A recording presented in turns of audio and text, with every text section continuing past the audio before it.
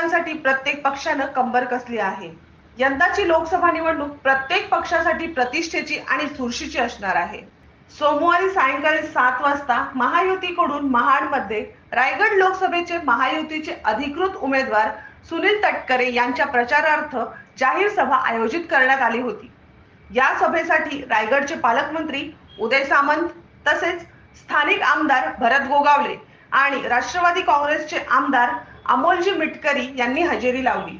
तसेच मनसेचे नेते वैभव खेडेकर आणि दक्षिण रायगडचे जिल्हाध्यक्ष देवेंद्र गायकवाड, दक्षिण रायगडचे उपाध्यक्ष चेतन उतेकर व युवासेना सदस्य विकास गोगावले यांच्या उपस्थितीमध्ये ही सभा संपन्न झाली। या सभेला नागरिकांनी प्रचंड गर्दी केलेली पाहायला मिळाली। मनोज चेंडेकर, प्रखर लोकमान्य। संपूर्ण महाराष्ट्रातील परखड बातम्या पाहण्यासाठी आमच्या प्रखर लोकमान्य न्यूजला सबस्क्राइब करून बेल आयकॉनवर क्लिक करायला विसरू नका।